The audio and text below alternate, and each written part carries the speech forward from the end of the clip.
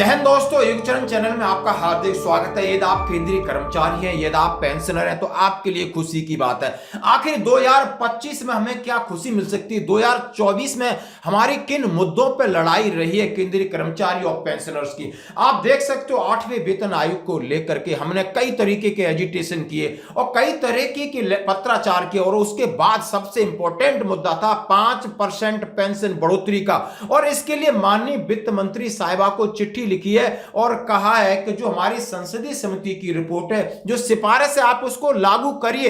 आज इसी के ऊपर चर्चा करूंगा। भले बात हो कम्यूटेशन रिकवरी की, इसके ऊपर भी बात चल रही थी। 18 महीने डीए एरियर को लेकर के बात चल रही थी। नॉशनल इंक्रीमेंट केंद्रीय कर्मचारियों को, तो उसके लिए बात चल रही थी और उसका फाइनल हो गया है कि जो लोग 1 मई 2023 के बाद रिटायर्ड हो रहे हैं तो उन्हें डीओपीटी का पत्र जारी हो गया है, उन्हें पेंशन बेनिफिट मिलेंगे, एरियर मिलेगा। और ये आप लेटर देख सकते हो, आप ये लेटर मैं आपके सामने रख रहा हूं, और ये लेटर है 14 अक्टूबर 2024 का। ये ऑफिस मेमोरेंडम निकला है कि grant of national increment 1 July and 1 January to the employees who retired from central government service on 30th June और 31st December respectively for the purpose of calculating their pensionary benefit regarding।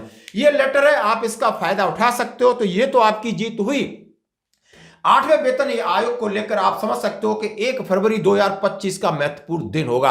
तो आइए हम बड़ा subject और बड़े matter पे बात करना चाहता हूं, और वो है 5% पेंशन वृद्धि। हाँ जी दोस्तों, किसने चिट्ठी लिखी, किसको चिट्ठी लिखी और किसको होगा फायदा, बिल्कुल मैं बात करूंगा। और चिट्ठी लिखने वाले हैं संसद सदस्य हैं लोकसभा के बेनी बेहनन साहब, और उन्होंने श्रीमती निर्मला रमन के लिए, जो हमारी वित्त मंत्री साहिबा, उनके लिए चिट्ठी लिखी है। और चिट्ठी में सीधा सीधा आप लिखा है, उन्होंने कहा है संयुक्त संसदीय समिति की सिफारिश का कार्यान्वयन 110वीं पेंशन और कम्यूटेशन के मुद्दे। उन्होंने कहा implementation of joint parliament committee recommendation 1110 and pension commutation issue. बड़ी अच्छे तरीके से लिखा है उन्होंने, सीधा सीधा लिखा है कि आपका ध्यान, उन्होंने कहा है आपका ध्यान ऊपर वर्णित विषय की ओर आकृष्ट किया जाता है कि 2023 से लंबित संयुक्त संसदीय समिति की सिफारिश को यथाशीघ्र लागू किया जाए।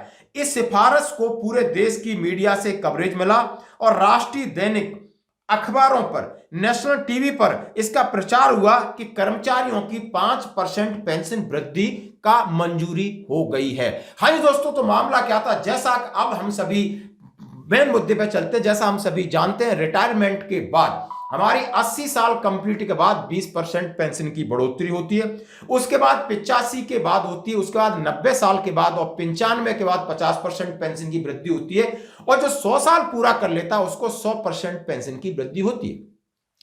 जब यह संसद में सवाल पूछा गया, ये तार्किक है। उन्होंने कहा यह 80 साल की जो पेंशन की वृद्धि है, 80 साल के बाद जो 20% पेंशन की वृद्धि है, क्यों ना उसको 65 साल के बाद 5% की वृद्धि की जाए, 70 के बाद 10% की वृद्धि की जाए, और 75 के बाद 15% की वृद्धि करने के बाद 80 साल के बाद फिर 20% की वृद्धि की जाए। क्योंकि जैसा रिपोर्ट में कहा गया है कि लोग 80 साल तक लगभग 5 से 5% लोग जीवित रहते हैं और 95% भगवान को प्यारे हो जाते हैं, यानी उनका जीवन ही समाप्त हो जाता है। तो इस पेंशन बढ़ोतरी का फायदा क्या है? आप 20% 80 साल के बाद दे रहे हो, और आप जाके 85 के बाद 30% दे रहे हो, और उसके बाद आप 90 के बाद 40% दे रहे हो, 55 के बाद 50% दे रहे हो, 100 साल के बाद 100% दे रहे हो। तो आपकी क्या रिपोर्ट है? जब संसद में पूछा गया कि कितने लोगों का इसका फायदा मिलता है, कितने परसेंट लोगों को फायदा मिलता है, तो उन्होंने कहा 1 से 5% लोगों को फायदा मिलता है।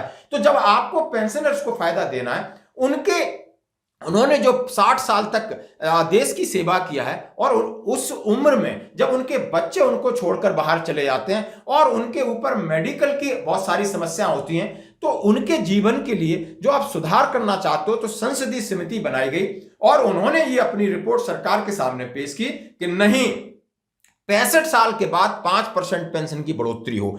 इस संदर्भ में 2023 की में एक संसदीय समिति बनाई गई और माननीय वित्त मंत्रालय को यह चिट्ठी भेजी गई। उन्होंने लाइव डाटा मांगा, सर्वे कराया कि 65 साल के बाद कितने कर्मचारी हैं, ताकि कितना उनका फाइनेंशियल बर्डन होगा। इसी को लेकर के यह मामला, जब पूरी सारी फॉर्मेलिटी होने के बाद एक मामला शांत हो गया। अब ये मामला फिर उठ रहा है कि 2025 में इसको लागू किया जाए। अब इन्होंने जो चिट्ठी लिखी उसके कंटेंट्स में आपके सामने बताना चाहता हूं। Your kind attention invited to the subject mentioned above. The Joint Parliament Committee recommendation pending from 2023 may be implemented to early as possible. This recommendation received media coverage throughout the country on top priority of front page of national detail. Recommendation to extend 5% increase of the pension to senior citizen of central government was welcomed by one and all. 10% of the 70 or 15% age of the 75. Now pension revision at the rate of 20% is available to all central government pension at the age of 80. Considering the demand that many pensioners leave the world before the age of 80, mortality rate very high between 70 and 80. उन्होंने कहा है सीधा सीधा, इस मांग को देखते हुए कि पेंशन भोगी 80 वर्ष की आयु से पहले इस दुनिया को छोड़ देते हैं, 70 से 80 वर्ष की मृत्यु दर बहुत अधिक है। संयुक्त संसदीय समिति ने बहुत काम किया और सभी हितधारकों के साथ चर्चा की। सरकार के सामने यह ठोस सिफारिश की कि महोदया, एक स्थापित तथ्य है कि सरकार केंद्र सरकार के वरिष्ठ नागरिकों को हर संभव तरीके से मदद करने के जो तरीके जांच रही उसमें ये बहुत उपयोगी है। मीडिया में खबर छपी कि सरकार पेंशन भोगियों के जीवन को आसान बनाने के लिए हर साल पेंशन में 1% की वृद्धि करने पर विचार कर रही है, ताकि पेंशन में 20% की वृद्धि पाने के लिए उन्हें 80 वर्ष तक पहुंचने का इंतजार न करना पड़े।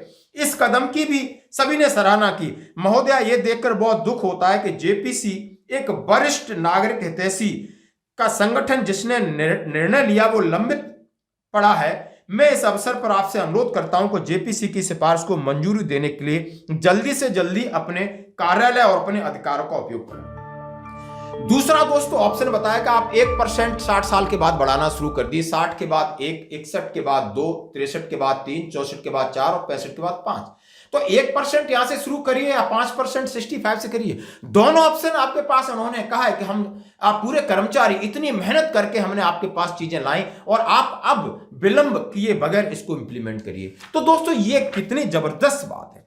और दूसरा उन्होंने एक मुद्दा रखा, कम्यूटेशन के मुद्दे के संबंध में पेंशन के कम्यूटेटेड मूल्य का पूर्ण मूल्य 10 वर्ष और 10 महीने के बाद पहुंचता है। जैसे दोस्तों हम सभी जानते हैं कि जितने केंद्रीय कर्मचारी हैं, राज्य सरकार के कर्मचारी हैं, जब वो रिटायर्ड होते हैं तो उन्हें जो मिलने वाला पेंशन बेनिफिट है, यानी उनका जो पैसा फंड का मिलता है, ग्रेच्युटी मिलता है, लीव का पैसा मिलता है और एक कम्यूटेशन की सुविधा मिलती है।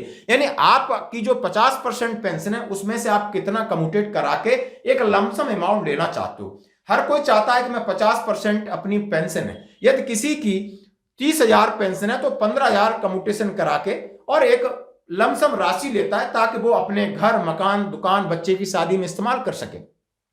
लेकिन दुर्भाग्यवश वो जो पैसा सरकार रिकवर करती है तो वो 15 साल तक रिकवर करती है, और जब उसने जो धनराशि ली है तो वो आज के ब्याज के साथ लगभग 10 साल 10 महीने में पूरा हो जाता है। तो फिर कोई औचित्य नहीं कि कर्मचारियों को दी जाने वाला धनराशि उसको 15 साल तक रिकवर की जाए। सपोज करो यदि आपको 20 लाख रुपए कम्यूटेशन में मिले हैं और उसकी रिकवरी 15 साल ईएमआई पे होती तो लगभग आके 35 लाख रुपए आप पेड करते हो। तो उन्होंने कहा ये पैसा यदि आप 25 लाख तक कर लो उसमें आपका इंटरेस्ट भी कवर हो जाएगा और आपकी जो भी उसका मूलधन भी वापस आ जाएगा। इसके लिए उन्होंने चिट्ठी लिखा है। बिल्कुल उन्होंने कहा है कि माननीय न्यायालयों ने बहुत सारे कोर्टों ने इस तरह का डिसीजन दिया। गुजरात सरकार ने इंप्लीमेंट किया, हिमाचल प्रदेश ने इंप्लीमेंट किया, आंध्रा या तेलंगाना इसको इंप्लीमेंट करने वाली है। कि उन्होंने कहा है कि जो भी रिटायरीज हैं जो रिटायर्ड होने के बाद कम्यूटेशन लेते हैं उसकी रिकवरी